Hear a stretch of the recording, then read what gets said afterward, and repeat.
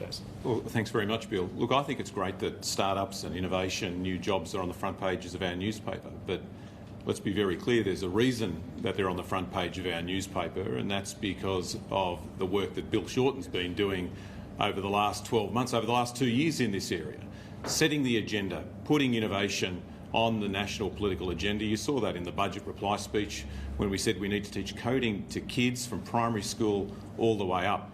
And just look at the plan that the government announced yesterday. About half the policies are Labor Party policies, are Bill Shorten policies. About half the policies Malcolm Turnbull announced yesterday are ideas that he's taken from Bill Shorten and the Labor Party. So we're glad the government's taking Labor Party's policies. They could look at a few other areas where they should learn from some of the good policies Bill Shorten has announced and implement those as well. One of the areas where they need to really think again is the NBN. In the area of the NBN is now rolling out slower than Malcolm Turnbull promised, and it's costing more, much more, than Malcolm Turnbull promised. He said he'd build the NBN. This was a promise at the last election. He promised he'd build the NBN for $29.5 billion. That's now blown out to up to $56 billion. He also promised that all Australians would get access to the NBN by the end of next year. Now that's blown out to 2020.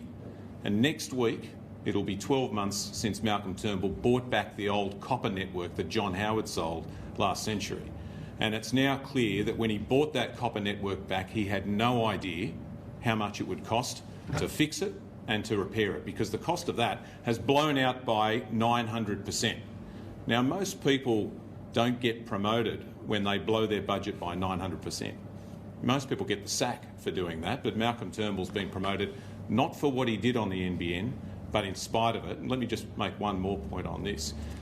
The NBN company now is trialling a new technology. They know that their copper NBN is not going to be good enough for the future, so they're now trialling something called fibre to the distribution point, or an easy way to understand that is fibre to the driveway. They're trialling this now. I suspect before the next election they will announce that they're going to ditch their copper NBN and roll out fibre to the driveway instead. And when they do, remember this point, it will be proof that Malcolm Turnbull got it wrong on the NBN.